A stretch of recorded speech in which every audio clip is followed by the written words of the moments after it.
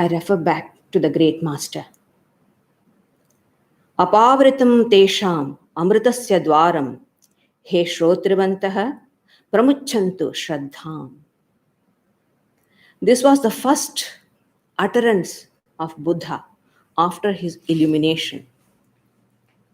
He had left home in search of a solution and had immersed himself in various disciplines, and after 6 years of hard struggle, he had realized, and he was for 7 days immersed in the bliss of nirvana. And then, when he woke up, he said this: "Opened are the gates of immortality. Ye who have ears to hear, release your faith." So, from faith to illumination, that is the field of our spiritual quest. The first great change that comes to us when we take up the spiritual life, a turning point from the worldly life to spiritual, is the dawn of a new faith. Mere belief in the existence of God is not enough to make a person spiritual. This belief has to be energized into a dynamic faith, and faith in the possibility of our soul, and it should come forth in conscious motivation in order to attain to this goal. The Hindu philosophers classify knowledge into two: the function of knowledge. The first purpose and the first thing is the knowledge reveals the existence of an object. That's the function of knowledge. It reveals the existence of an object. And the second, it helps in attaining some purpose of it. So the belief belongs to the first, that there is something called God or something called spiritual, enlightened, whatever it is. The belief belongs to that category. But that's not enough, because belief is very flimsy. It can be today and tomorrow we might change our beliefs. It's limited. It's passive. It doesn't motivate. But whereas faith is something more than knowledge, because it inspires the will and enables us to attain to the goal. So this is the difference between the belief and the faith. Faith is dynamic. It's goal orientation. In ordinary life, this will is under the grip of desires, drives, past impressions. Its growth is stunted. This has to be released. It has to be freed. That is why Buddha said, Pramachantum Shraddham. Release your faith. Release your faith. Because when the will is under the control of impression, the past samskaras, habits, it doesn't have the strength to perceive anything. But once the will is freed from the hold of the samskaras and drives, it becomes potent. It becomes powerful. This is Shraddha. Shraddha is what, for a spiritual aspirant, Shraddha is what a mariner's compass is for a ship. It always points out in the right direction the spiritual aspirant. And in the beginning, we know how we always slide into the wrong path due to the samskaras influence, or our tendencies, they sidetrack us. But if we are endowed with this Shraddha, this faith brings back the erring soul into the proper way, in the proper channel again and again. One of the commentators of Patanjali's sutras, Vyasa, gives a great tribute to Shraddha, says, Sa Shraddha Jananeva Kalyani Yoginam Pati. That is, like a fond mother. Faith is like a fond mother, source of all blessings. It protects the yogi. Life is full of trials and tribulations at the time which we are going through. So, strong faith is a great support of our life. So, Shraddha is goal orientation. It comes to people in various ways. And sometimes it comes in a dramatic manner, like the one we can call Paul, Purandaradasa, Nachiketa. In the life of Nachiketa, we can see when his father was doing the big sacrifice and trying to give the gifts, all the old unwanted things, they say this Shraddha entered in him. The Shraddha Vivesha, it entered in him. When we have this Shraddha, we can understand the thing properly in its right perspective. Nothing can cheat us. The world, with all its fancies and glittering things, cannot fool us. We can see directly into the things. This is the greatness of Shraddha. But in ordinary people like us, Shraddha is a long drawn process working into the unconscious level of our minds. It's less dramatic. Slowly we gain the inner strength by cultivating Shraddha. So today we are going to see the great teachers have, have some plans as to how to achieve this goal. We are going to study about it. The Ayurvedic medicine has a way of treating. First, it diagnoses the disease, and then its cause, its cure, and the treatment. Buddha adapted this same procedure. We know the Four Noble Truths: the existence of sorrow, the cause of sorrow, the cessation of sorrow, and the way to the cessation of sorrow. Every teacher, every school has its own way. Patanjali has a different scheme. Advaita Vedanta has different scheme. But today we will discuss from the point of Vishishtadvaita based on Ramanuja's concepts. Because I remember when Swami Vivekananda used to take classes in Thousand Island Park, Sister Christine makes a very beautiful point. She says, they of course liked Advaita and other things, but their favorite was Ramanuja. Ramanuja's concepts was their favorite. That means to say it's more appealing. Advaita, at first, it seems very easy to just one look, you feel, oh, it's very simple. I am Brahman, you are Brahman, everything is good, it's fine.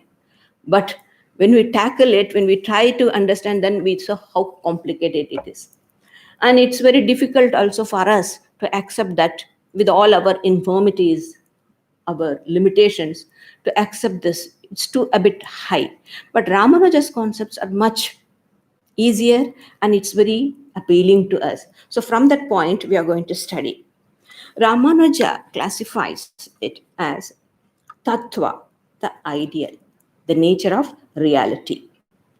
Then hita, the practice, the means to attain the reality.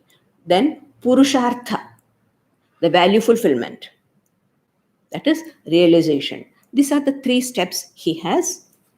And we are going to discuss about tattva, that is nature of reality. As why did I say ideal? I, not the capital I. So spiritual aspirants, we need to have a holistic view of life. In order to have such an idea, a clear idea of the whole reality of which we make a part of it has to be known. And it's just not the theoretical way of understanding, but actually, when we start, we need to relate ourselves to the world around and to a reality which we think is highest. If not, spiritual life becomes meaningless. The other day, someone was telling, I meditate. But what are the changes that are taking place in your consciousness? She couldn't articulate it. I don't know, maybe they may be feeling, but what's the purpose of my meditation? Why do I meditate? What I'm going to get? These things I need to understand. If not, it's just an activity. That's all. Of course, we will not have a direct understanding of it. And this understanding also differs, because what we think of highest reality, also, it very much depends upon what we think of ourselves. Our understanding of reality depends upon the understanding of ourselves. This is a very important spiritual law. So, in order to understand that, he has divided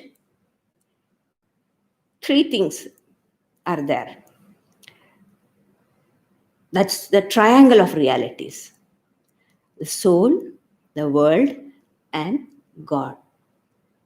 Jagat, Jiva, Jagat, Ishvara. These are the three angles of reality. Now let's take up this idea. Another thing is, why I'm saying is this: we have no idea of ourselves. We don't understand what actually the world is. And of course, there's no question of the highest reality also. But through the scriptures, we get a conceptual understanding of it.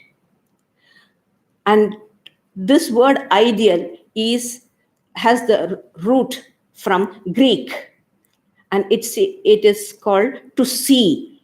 So the goal is to make the ideal, to convert the ideal into a reality, to understand what the ideal means, to realize that which is behind the ideal. That is our study. So let's take up the first angle of the triangle, tattva. That is reality. That is, first reality is jiva, me, subject. This is more important. I am the most nearest person for myself. I need to understand things subjectively. I'm the first person to analyze, to understand. So, jiva comes first. According to Advaita, or according to Vedanta, better speakers, Vedanta, jiva, or the soul, in its real nature, we know, is pure, self-luminous, free, immortal, and inseparable part of the Supreme Brahman. So we know we are part of it. So this doctrine is the foundation of all our moral, ethical values. A spiritual aspirant need to build his or her life on this doctrine, on this spiritual value. To look upon oneself as pure Atman is a positive way of attaining purity than to harp over the original sin or whatever. It's an outdated idea. No one appreciates it. But Vedanta also says that this purity, this perfection, is in a potential state. It is either veiled, according to Advaita, or contracted, according to Ramanuja. Swami Vivekananda exhorted that each soul is potentially divine. What's potential is to be actualized. And the Upanishads teach us, or the Upanishad describe the human personality into 5 levels, having different levels. They have categorized it into 5. We all know this. Annamaya, Pranamaya, Manomaya, Vijnanamaya, Anandamaya. These are the 5 levels of personalities that the Upanishads describe. And the first 3, that is the food, the vital, and the mental level, these belong to the normal experience of all humans. We all have this experience. That if a person, ordinary person, needn't have to have anything more than this. This is more than enough. The person's life is only goes within this range. But whereas when we have some inclination for something higher, then the other two comes into play. Vijnanamaya, Anandamaya kosha. They belong to higher realm of spirituality. And not only that, each of these level have so many sub levels. That is why so much of variations are there. Human personality, human beings vary so much. Even within one level, there are so many levels. So this spiritual life is so varied. Even in among, just see, even ordinary those who think we have come into the influence of Ramakrishna Vivekananda ideology, so much we differ. Why? Because each of us are in different state. Within this 3 itself, there are so many. It looks as if the conscious thing is jetting out like this, peeping out. But some have grown. So there are various variations. And a beginner, when we, as beginners, when we start meditating, we feel that our center of consciousness is always changing from one level to another. It is really, it's a very terrible feeling we have when it goes lower. It's really like a torture with something which is not to our taste, but we are pulled down. This happens. But through constant analysis or observation, when we see, it is not the center of consciousness that is moving through these levels. It is the focus of center of consciousness. This understanding comes through spiritual practice and through a lot of introspection. It's a very fine difference. We need to understand this. And when the focus of consciousness is at a particular level, that level becomes really true. Supposing the focus of our consciousness is at an emotional level, when when emotions might be good, so we get elated. We have progressed a lot, and that is a deception. It's a self-deception. We haven't. It is some good, some skaras were there. This light fell on it, and that seems to be real. And same, if it goes to some unfavorable samskaras, then they become true and alive, and they become very real, and they start haunting us. So it is this wrong focusing of the consciousness is the cause for all the problems, troubles that a spiritual aspirant or the people around go through. All the worries and desires, they trouble when the consciousness gets focused at a lower plane. And then we start brooding over it, which makes the situation all the more worst. But when the focus of consciousness is shifted to a higher plane through prayer, meditation, analysis, then these lower ideas will stop haunting, or at least they might not look as real as they used to be. This is what I was last time when we were discussing about the psychologist Jung. He said his patients were not very much helped by him, but he found these patients had not solved their problems, but they had outgrown their problem. That's a beautiful statement. You do not solve the problems, but you outgrow the problem. How? Through the shifting of the focus of consciousness. Somehow, these people had raised themselves to a higher level where the problem lost its urgency, or its, what do you call, the way it came. It became much easier, or they could ignore, they could let go. So this is what happens, and this is not true when it comes to spiritual practice. By only God's grace we do. No. We are not. All this status talks about family. We are dealing with self effort within the realm of self effort. This shifting of the focus of consciousness is an act of will.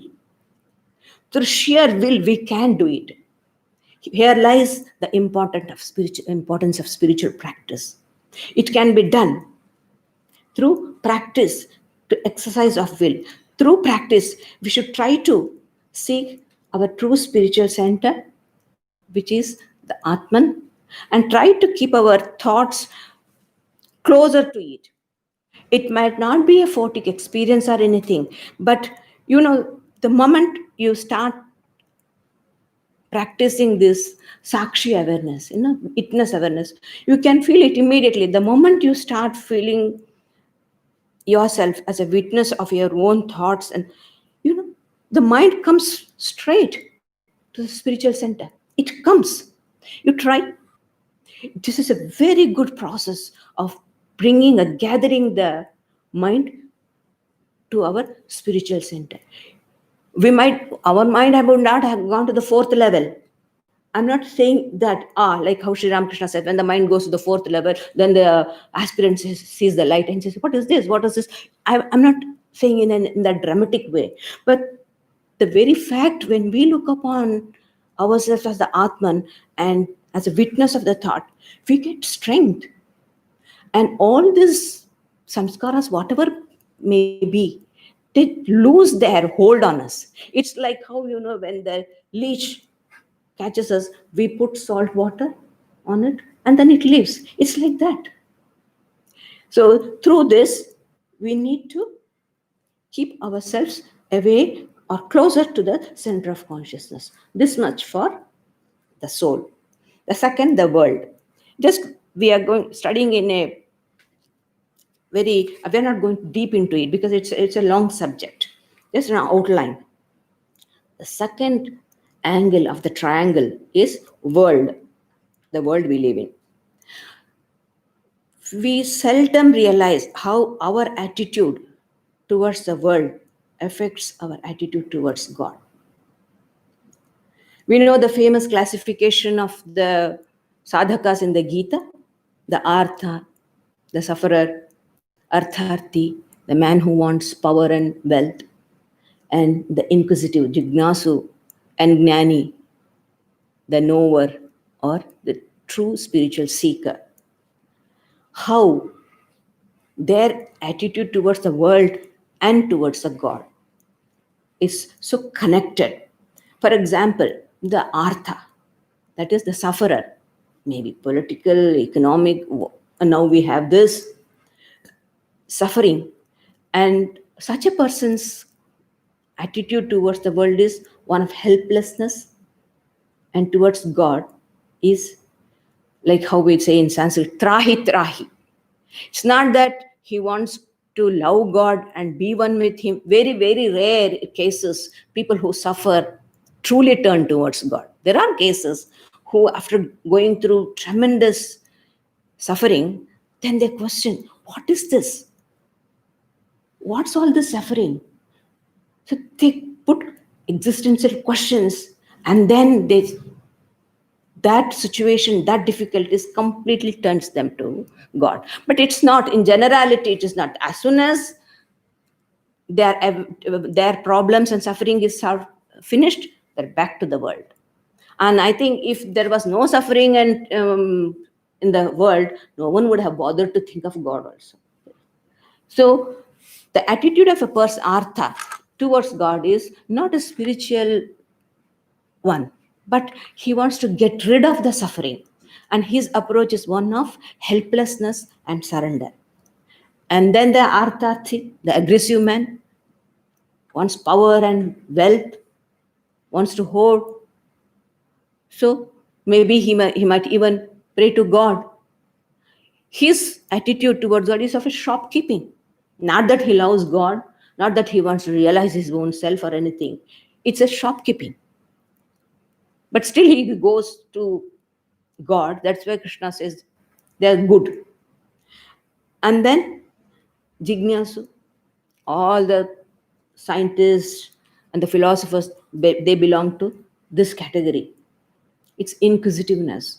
So in their field of research, they may get an intimation to immortality, but that doesn't enable them or that doesn't motivate them to seek it. But the jnani, the seeker, is he knows that God alone is the highest. So his attitude towards the world is one of detachment. So this is how our ideas of ourself and the world and the God is connected. And then, of course, we know Sri Krishna said the best is the jnani. So every one of us would like to be the best person. So in order to be a jnani or to be the best seeker, so we need to understand certain things about the world. Of course, the world is so much changing, and in this world of science and technology, internet, digital world, we just cannot ignore its impact or influence on us. Even religious institutions are not, they're not exception. They can't escape its influence. But an intelligent seeker will take all the advantage of it, which supports his holistic view, which the Vedanta applies. We need to strike a balance in how much technology we use and how much we retain our holistic view of life. And then, of course, the scriptures, from the scripture point, we discuss. Let's see how it helps. How the scriptures give us a knowledge of the world. The different schools of Vedanta hold different views regarding the nature of the world. From the point of, it can be divided into two, from the point of how, whether a school agrees that the world is real or unreal, whether the world is real or unreal. So there are two classifications. But when we study them, we understand the difference is very apparent. It depends upon how they interpret the word real and how they define the word truth. But whether they say world is real or world is unreal, but they all agree on two things: that the ultimate cause of the universe is a spiritual principle, and that this universe passes through the cycles of evolution and involution. What does all this mean to you and me?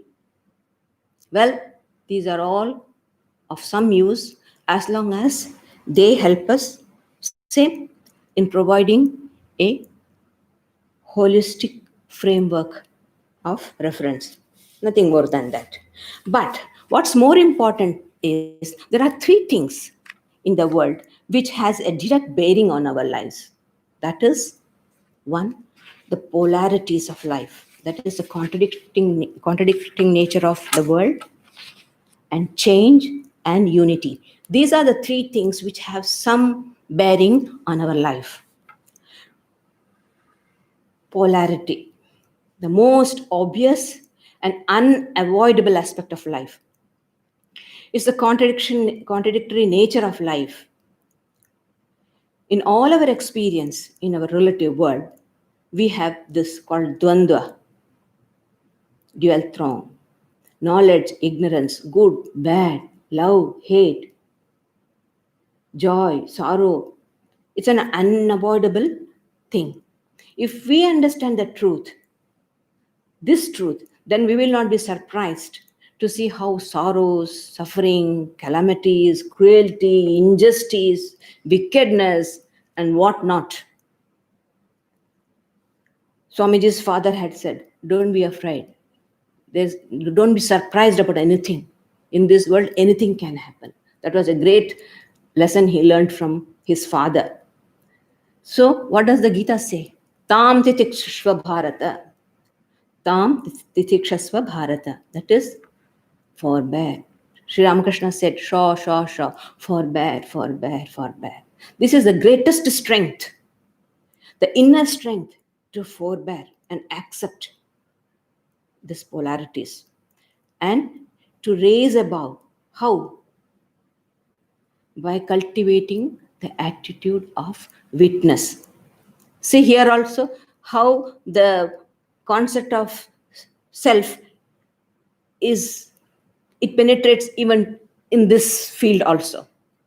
So this is a very, very necessary qualification for a spiritual aspirant to have a peace of mind. And the second thing is change. The second aspect of the world is change. By change, we should know it also means impermanence. There may be difference of opinion among the schools as to whether the world is real or unreal, whatever may be. But everyone agree that the world is impermanent. And our epics are full of these advice for us. Sri Rama tells Bharata, when Bharata wants to take back Rama to the kingdom, he had left home and he was there in Chitrakoot somewhere, I think. Rama says, all that is earned will be spent. All that is built will fall down.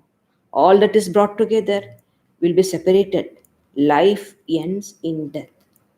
See, by all this, we do not mean to say that we need to be pessimist. Oh, these Matajis, as soon as they start speaking, they speak of renunciation, death, every time the same thing. You might say, but we are neither optimist nor pessimists. We are Vedantists.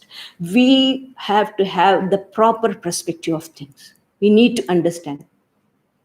We don't exaggerate either the goodness what we see or the evil. Have a right understanding. That is what Vedanta teaches. And how are we going to solve this?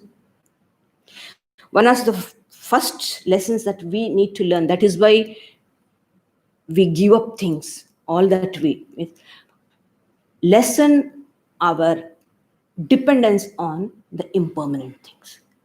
This is the first lesson a spiritual aspirant need to learn.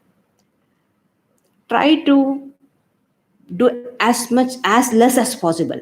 That's why Ranganathanand Maharaj always used to say, travel light. When we travel in the train, in India 40, 50, 60 kilos we take and go, so much.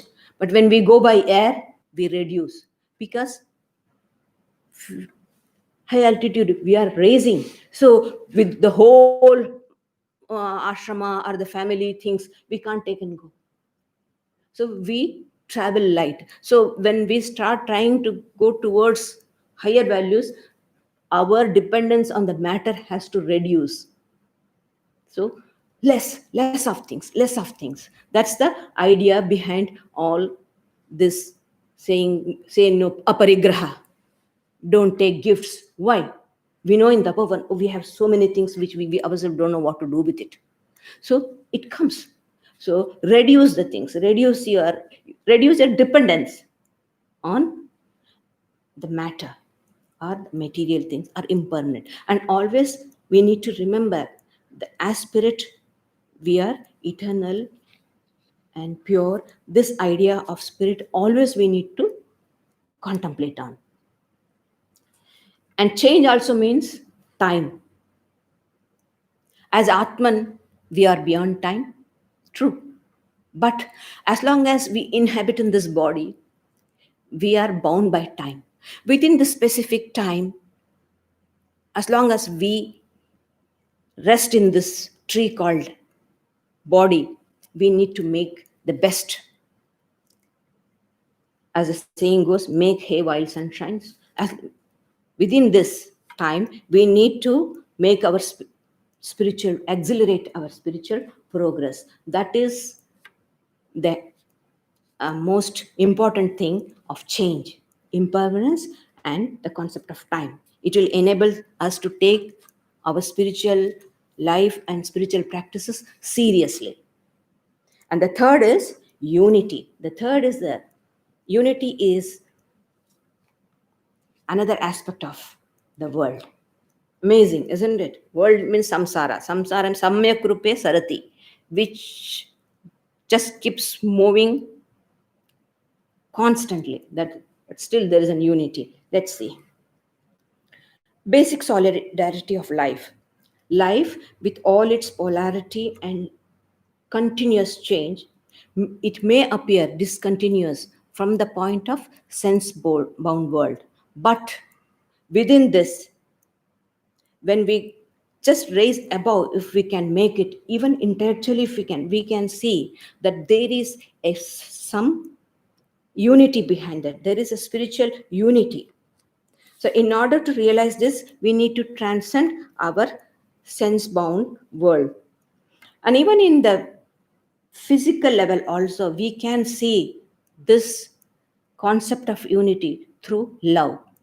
Love, when misguided and wrongly interpreted, may be a cause of bondage and suffering. But when raised to spiritual level, it becomes a great source of unity, freedom, and it leads to illumination. So there is a unity behind all these differences. Now, we first studied about the triangle of truth or reality, ideal. First was Jiva, that soul. Second, Jagat, the world. And now the third angle of the triangle is God, Ishvara. The third angle is Ishvara, known as Brahman in Vedanta. On the nature of Brahman, again, the Vedanta is divided into two, dualist and non-dualist. You all know this, but still, whatever has we can understand about God, just I'm bringing those ideas together. According to the dualist school, God is considered as a supreme person endowed with numerous divine attributes. Nevertheless, he dwells in all of us like Antaryamin. And in non-dualistic school, impersonal absolute, devoid of all attributes, is regarded as the highest reality. Universe, soul, and even the personal God is considered as illusory appearance. So when we start, before embarking on our spiritual life, we need to decide which of this aspect we have to follow. This is not done by us. Just I like the impersonal aspect. I will practice that. No, it won't do. That's not the way. When we have this yearning to know the truth, we, and if our yearning is sincere, or if our aspiration is true, if there is a true demand, the supply will come. Our teacher will come. And our teacher will introduce us to a tradition, sampradaya, and the support of a sampradaya or a tradition is a great help in our spiritual life. Blessed are they who have the support of this tradition. We gain strength. It's not we alone struggling.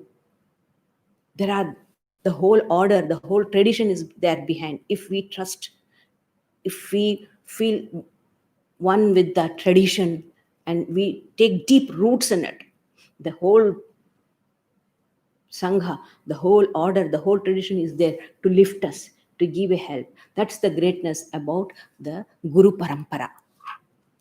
And we will be instructed in the proper goal. If not, it's waste of time and confusion. So we can avoid through that. And we get a mantra, a Ishta Devata.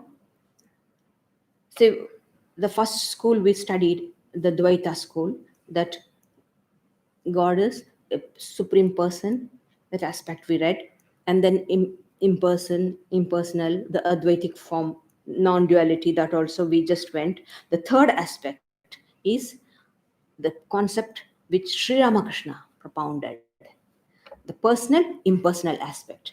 Here, all the incarnations, deities, are regarded as a manifestation of the supreme person.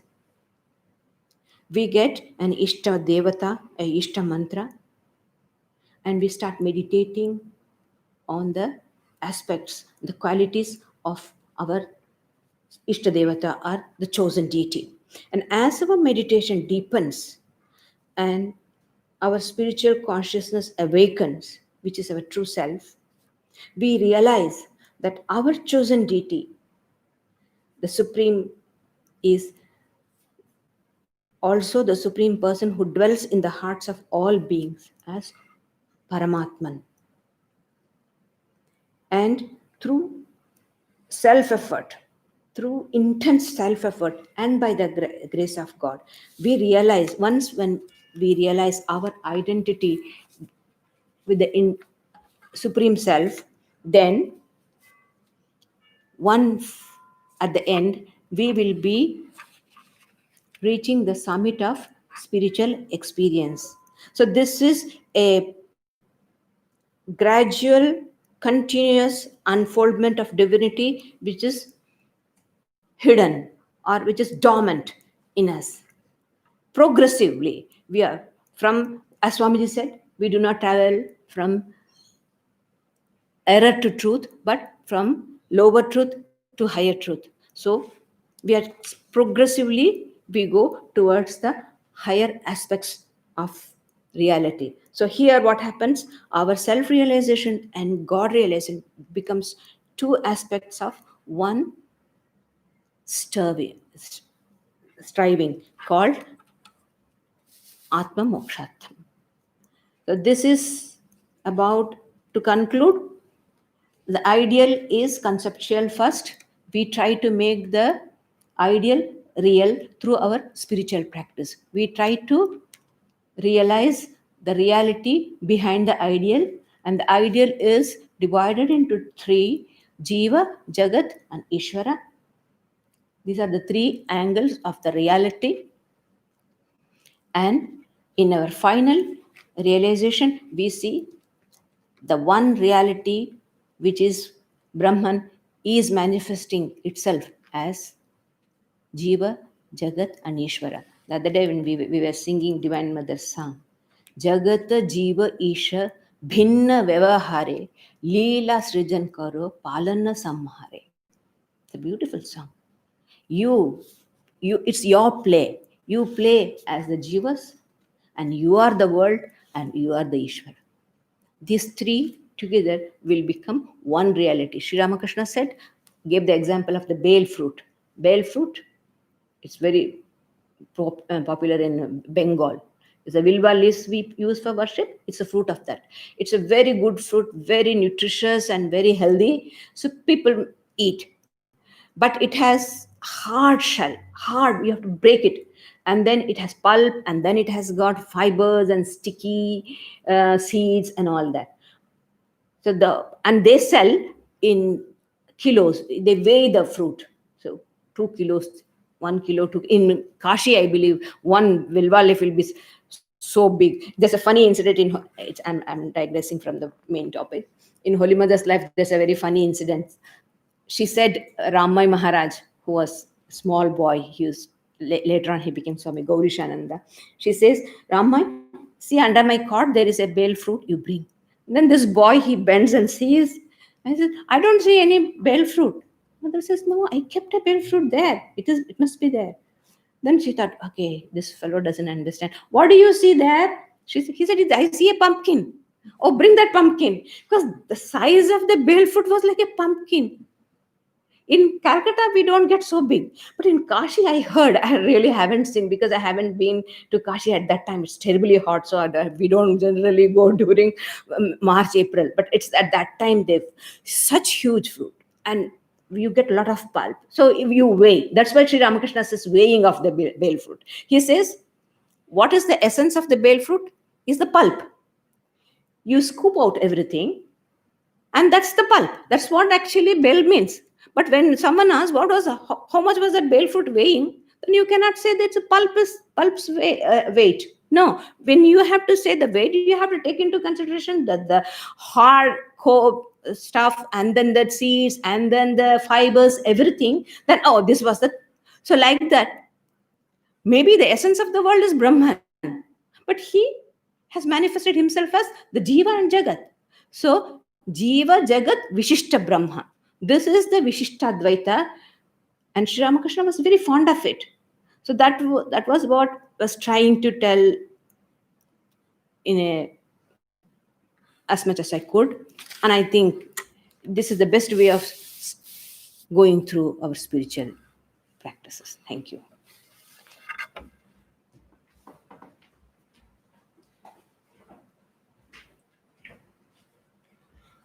Thanks to those who joined us via YouTube today and or will be viewing this later. This coming week, we've got the yoga class on Thursday morning from 10 a.m. to 11:15 a.m. Friday night, we have the fortnightly discussion. This time it's on the Bhagavad Gita, continuing our study of Swami Ranganathananda's commentary on the Gita. And next Sunday, we have a special event that will be the celebration of Sri Krishna's birthday. There'll be talks by Dr. Dilip Datta and Pravrajika Gayatri Pranaji. And you're invited to bring some sweets or savories to offer. We'll also have group chanting of chapter 5 of the Gita. And we will also have in the afternoon the inaugural Vedanta book club meeting. Well, that is, there are two meetings we're running. One is via Zoom only, and next Sunday it's going to be in person only. And that will be here in Vedanta Hall from 3:30 p.m. There'll be silent meditation, discussion, and afternoon tea. So you're most welcome to attend that. We've got a donation plate there, donation box up the back. And we'll conclude with listening to a guided meditation by revered Pravrajika Sridharaprana Mataji.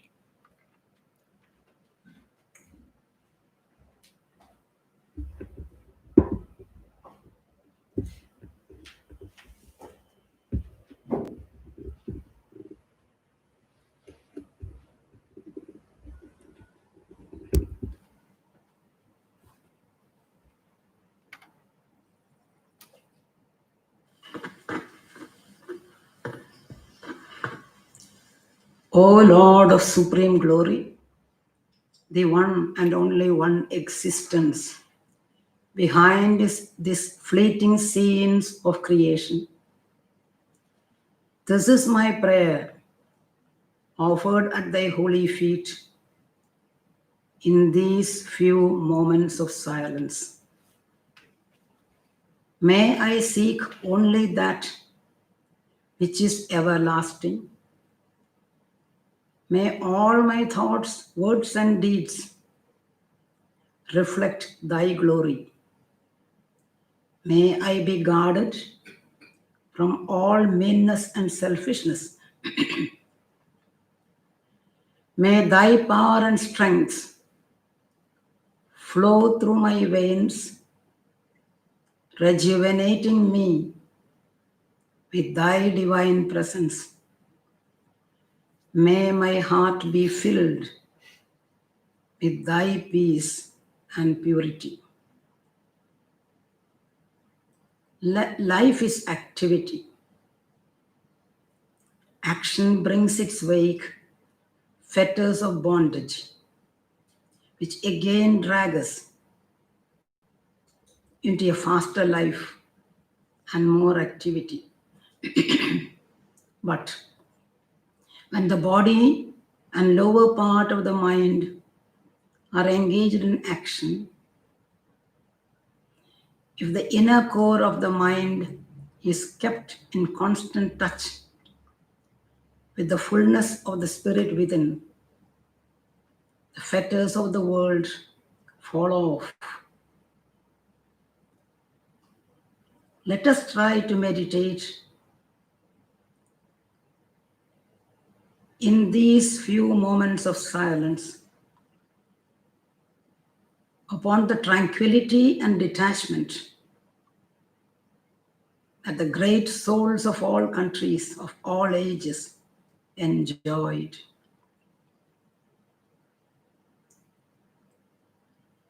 Closing the eyes, let us try to look into our within, into our spiritual heart. When we look,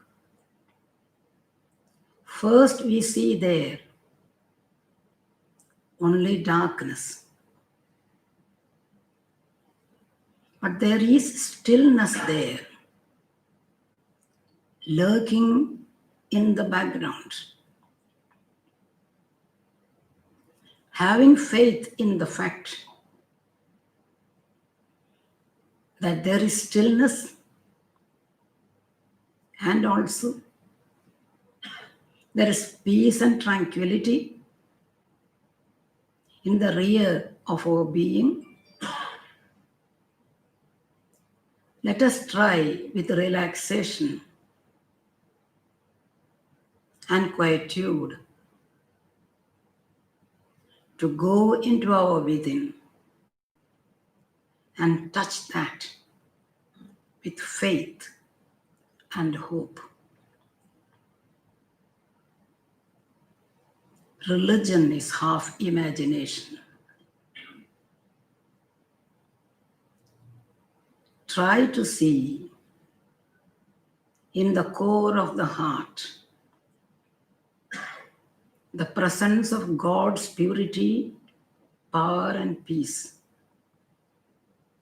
in the form of a beautiful golden flame. It is there. When we look closely, it slowly emerges into our vision. A wonderful flame of perfect shape, of golden orange hue.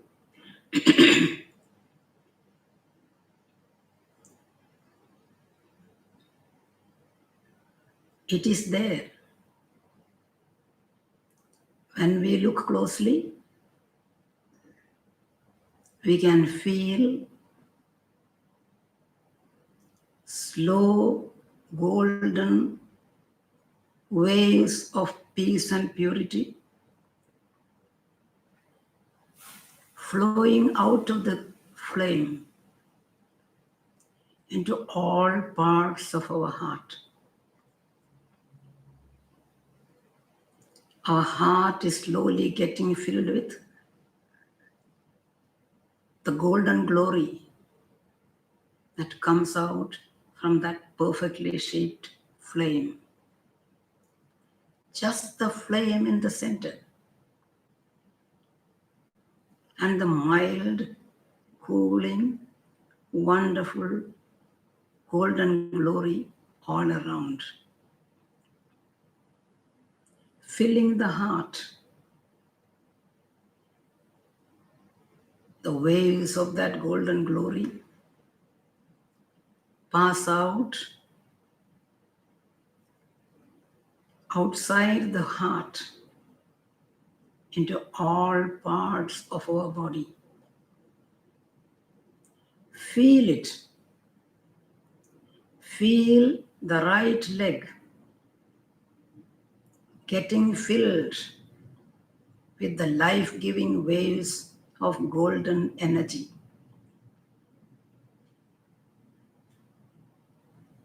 Just sense the beauty of the right leg having been filled with the golden glory of God's power. Turn the attention to the left leg. That also is getting filled up to the tip of the toes. The right arm, without any space left untouched, it is getting filled with the golden glory. The left arm, the trunk of the body. It's all now filled with only the golden glory. Nothing human. All filled with the divine purity. And slowly through the neck,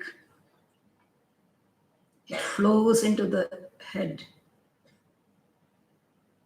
filling the whole of the inside of the head, up to the tip of the nose and the lobes of the ear. Now, our whole body is filled with the golden beauty of God's power and purity. It's tingling through our veins, it's pulsating in every part of the body. Slowly, the golden waves come out through every part, every pore of the body, and cover our body like a thin mantle of peace and beauty. Feel that your whole body is covered. A thin golden film is hovering around you. Feel the caresses of the powerful touch on your cheeks, on your eyebrows, on your hands, on your feet.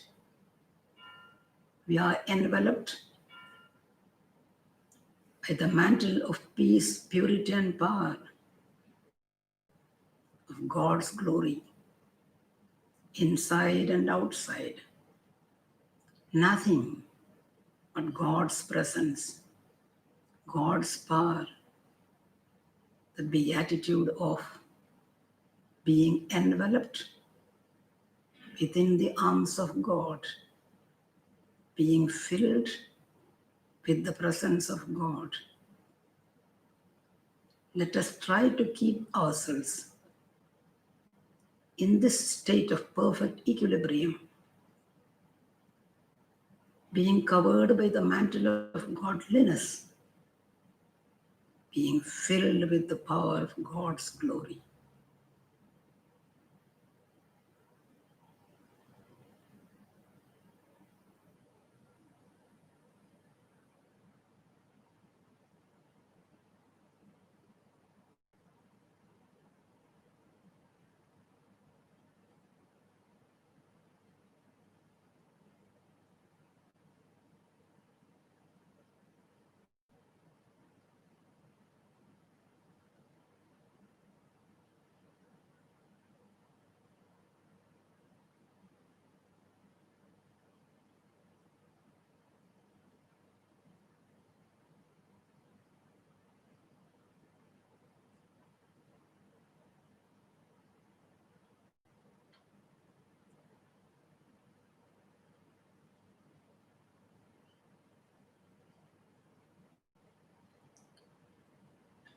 Hari Om.